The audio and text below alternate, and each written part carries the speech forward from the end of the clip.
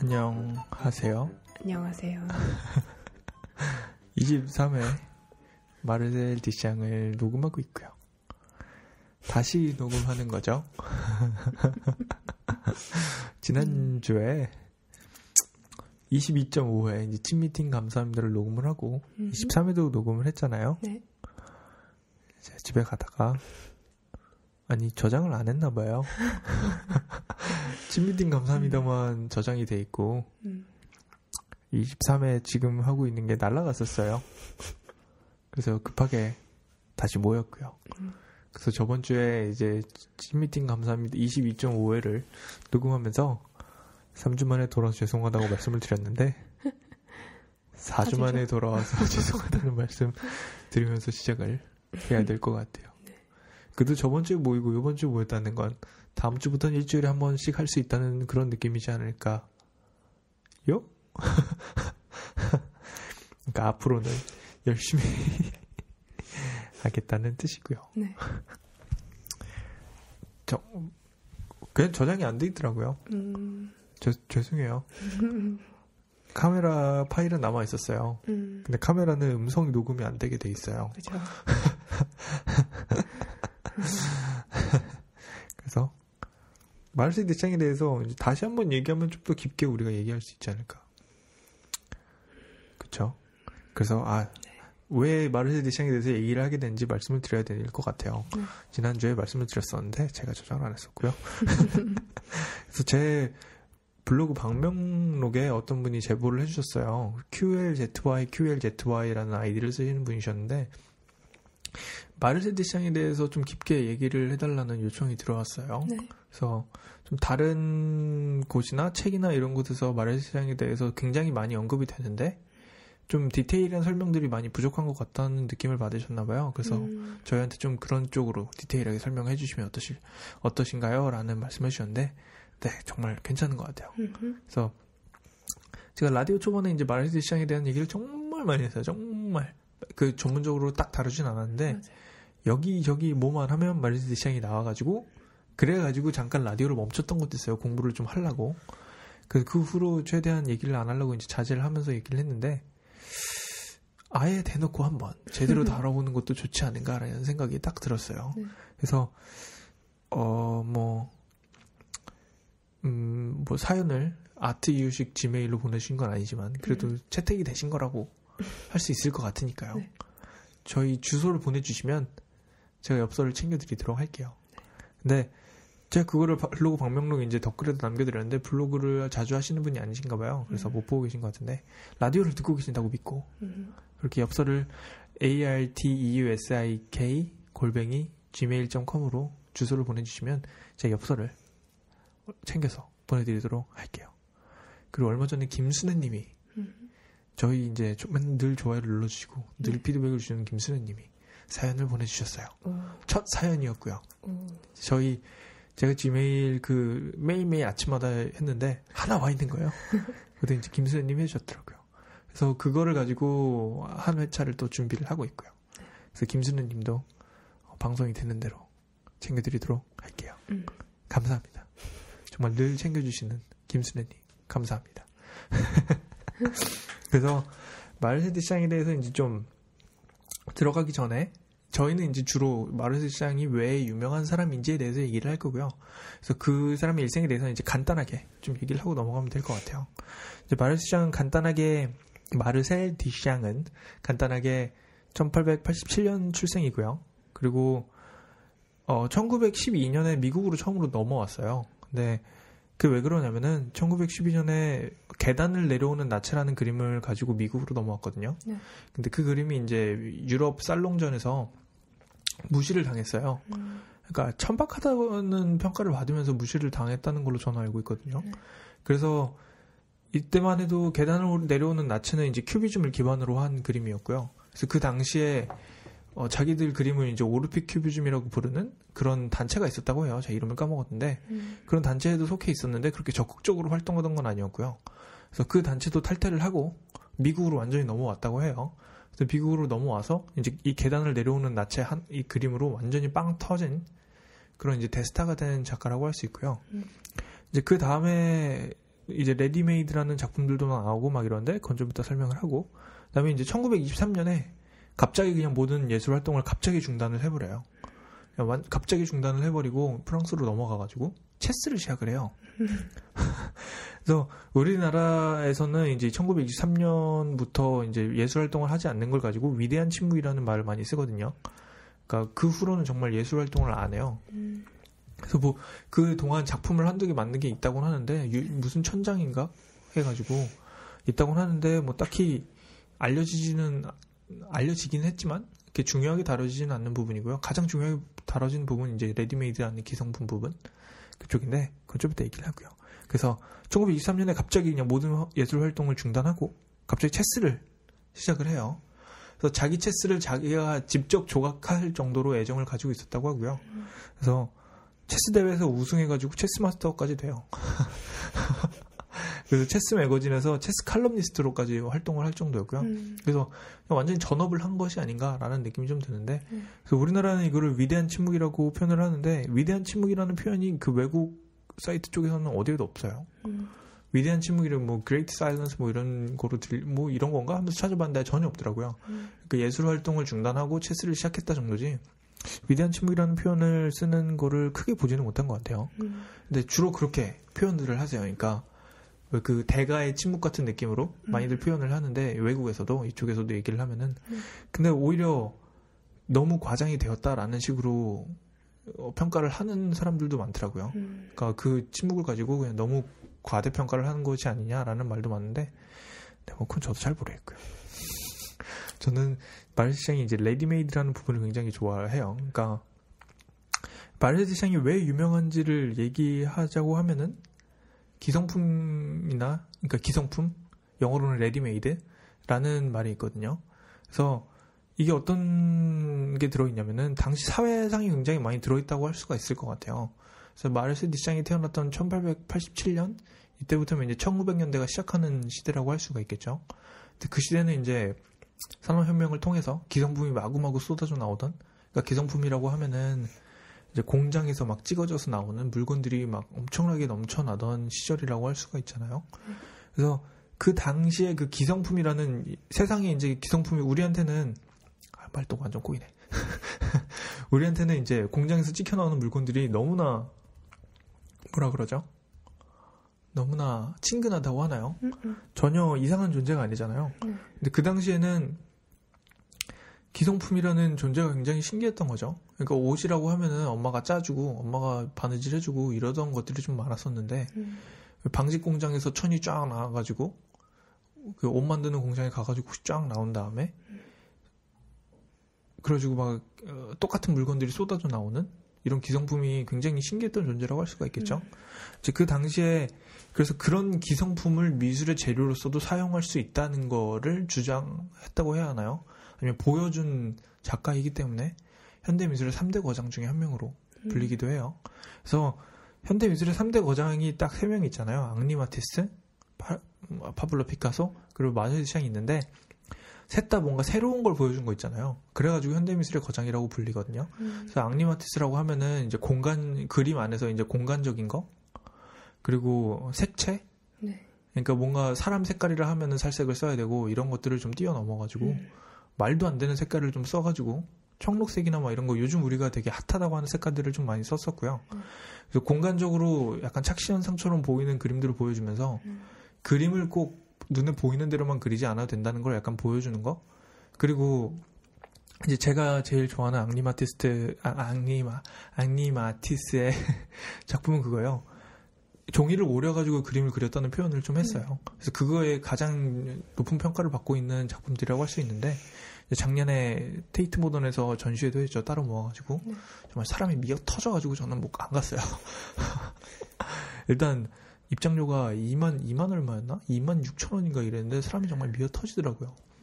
그래서 종이를 오려가지고 캔버스에다 붙여놨나 아니면 종이 위에다 붙여놨나 했는데 자기는 종이를 오려가지고 붙인 게 아니라 종이를 오려서 그렸다라는 표현을 해가지고 이런 새로운 개념을 만드는 이런 쪽이라서 유명한 3대 거장 중에 한 명이라고 할 수 있고요. 파블로 피카소는 이제 우리가 모두 알고 있는 대로 그림의 형태를 부숴버린 그래가지고 거장이라고 불리고 마르셀 디샹은 현대에 들어와서 붓이나 캔버스 같은 것들이 아니라 기성품도 미술의 재료가 될 수 있다는 걸 보여줘가지고 굉장히 이제 유명한 3대 거장이 돼요.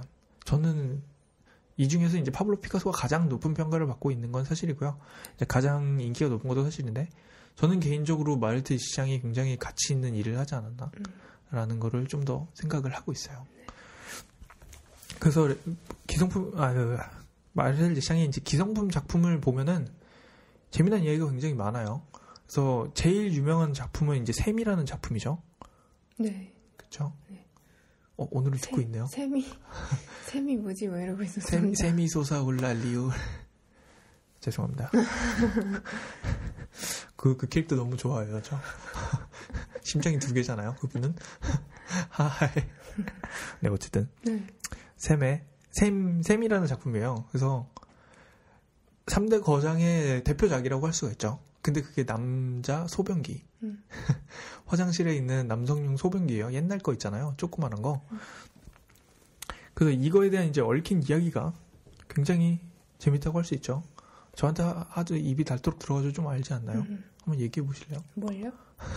뭐라고요? 샘이라는 이 작품이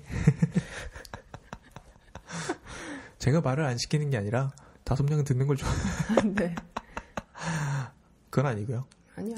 진짜요? 진짜. 네. 그냥 투샷을 위해서 앉아있는 것 뿐이에요. 투샷을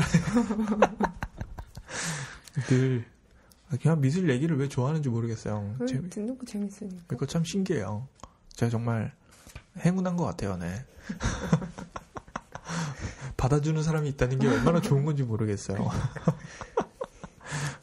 파일을 날려먹어도 뭐 쿨하게 괜찮다고 말하는. 괜찮다고 또 하고. 괜찮다고 말하면서 만나가지고 굉장히 짜증을 내는. 바빠 죽겠는데 왜 날려먹냐고. 사실 안 바쁘거든. 네. 뭐 샘을 얘기하고 있었죠. 네. 그래서 포운테인이라는 제목을 가진 작품인데 이제 남성용 소변기예요, 진짜로 그냥. 그래서 이게 대표 작품이라는 게 굉장히 신기한 거죠. 그래서 이 작품이 어디부터 얘기를 해야 될까요? 이 작품이 마르셀 디샹이 심사위원으로 앉아 있던 이제 살롱전이라고 하나요? 그런 미국에서 이제 컴피티션 대회 이런 미술 뭐라 그러죠 그런 거를 공모전? 갑자기 되게 싸지는 것 같은데 그런 게 있었는데 마르셀 디샹이 이제 심사위원으로 앉아 있었던 거죠. 근데 그 자리에 남성용 소변기를 내놔요. 근데 자기 이름을 써놓지 않고 이제 소변기 이제 제작자 이름을 그냥 써놨다고 해요. 알뮤튼가 써 있어요. 그래서 그냥 그 중고시장에 가가지고 하나 사온 거래요. 하나 사다가 이렇게 써놓고 그냥 내놨는데 완전히 무시를 당하죠. 그 이제 대회 안에서는 이제 심사위원으로서 모든 걸 보고 있지 않았을까라는 생각이 드는 것 같아요. 그래서 그냥 그런 스토리가 담겨 있는 작품인데 이 작품은 결국 사라졌어요. 그러니까 결국 잃어버렸다고 하더라고요. 근데 이 작품들이 지금 있는 게 다 이제 복제를 해가지고 해놓은 작품들이고요. 그러니까 원본도 아닌데 굉장한 뭐죠? 남성용 소변기가 원본 작품도 아닌데 이제 굉장한 대우를 받으면서 갤러리들에 모셔져 있어요. 굉장히 재미난 모습이죠. 그래서 왜 이런 남성용 소변기 같은 작품을 내놓았냐라는 거를 조금 이제 생각해 볼 차례인데 생각해 보면 좋을 것 같은데 이제 항공 박람회에 대한 이야기가 갑자기 좀 나와요. 그래서 마르셀 디샹이 항공 박람회에 방문해가지고 굉장히 재미난 말을 한마디 남기거든요. 근데 제가 블로그나 이런 데서 한번 했었고 저희 라디오에서도 이 문장에 대해서 한번 얘기를 한 적이 있어요. 네. 그래서 한국말로 하면은 이제 회화는 망했어. 누가 저 프로펠러보다 멋진 걸 만들 수 있겠어? 라는 이 한마디를 했는데 이 한마디가 이제 기성품을 만들기 전에 했던 이야기거든요. 기성품으로 된 작품을 내놓기 전에. 그래서 이 한마디가 거의 기성품 뭔가 이제 시작이지 않았나 하는 걸로 하면서 굉장히 많은 미학서들이나 이제 우리나라에서도 굉장히 많이 인용하고 있는 문구고요. 그래서 굉장히 간단한 말이에요. 근데 이제 회화는 망했어라고 말했는데 사실 회화는 망하지 않았어요. 보면은 회화는 아직까지도 굉장히 잘 살아남고 있고 굉장히 많이 그려지고 있는 매체라고 할 수 있거든요. 근데 다만 조금 다른 뜻이 들어있지 않았나라는 말이 있는 것 같아요. 그래서 누가 저 프로펠러보다 멋진 걸 만들 수 있겠어라는 말을 했는데 이게 저는 개인적으로 이제 이 당시에 회화라는 말이 있잖아요. 회화라는 말은 미술이라는 말이랑 약간 동의어라고 할 수가 있는 것 같아요. 그러니까 그 당시에 미술이라고 하면은 회화가 다였어요. 그러니까 지금처럼 뭐 다양한 뭐 소리를 쓰고 이런 걸 쓰고 없었기 때문에 갤러리에 가면은 그림만 걸려있던 시절이었거든요. 그래서 이제 회화는 망했어. 누가 저 프로펠러보다 멋진 걸 만들 수 있겠어? 라는 말은 이제 거대한 프로펠러가 만들어내는 이제 놀라움이 있잖아요. 이게 더 이상 이제 미술이 만들어내는 놀라움이 프로펠러가 만들어내는 놀라움을 따라갈 수 없다는 약간 이런 뜻을 담고 있지 않나라는 생각을 저는 개인적으로 하고 있거든요. 그러니까 옛날에는 그림이라는 게 굉장히 신기한 존재였어요. 그러니까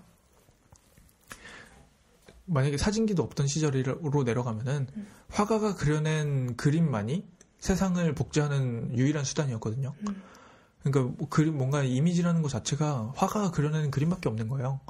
근데 이제 사진기도 나오고 동영상 카메라도 나오고 이제 뭐 말도 안 되는 거대한 프로펠러가 돌아가면서 하늘이 나는 비행기까지 나왔잖아요. 그러니까 옛날에 우리가 굉장히 거대한 그림이나 조각상을 보고 느꼈던 그 놀라움이 있었는데 미술이라고 하면은 이제 더 이상은 그게 불가능해진 거죠. 미술로서 만들어낸 조각상이나 거대한 그림보다 그냥 저 거대한 프로펠러가 훨씬 더 놀랍고 흥미로운 거예요. 그래서 만약에 저기 거대한 프로펠러가 달린 비행기가 옆에 있고 그 옆에 거장의 그림이 하나 놓여 있다고 하면은 비행기에 눈이 가는 건 사실이거든요. 그래서 그런 차이이지 않았나라는 생각을 하고요. 그래서 이제 회화는 망했어라는 말을 하지 않았나라고 저 개인적으로는 해석을 하고 있거든요. 그래서 그림으로서 만들어낼 수 있는 이제 시각적인 이미지에 대한 약간 한계를 느꼈다고 할 수 있을까요? 방금 되게 글 읽는 것 같지 않았어요? 내가 써놓은 거 읽었거든요. 그림으로서 이제 만들어낼 수 있는 시각적인 이미지에는 한계를 느꼈다는 약간 그런 거. 그래서 저는 이런 거를 좀 이해할 때 그냥 시각적인 이미지로서 미술이랑 과학이랑 모든 걸 같이 보려고 해보거든요.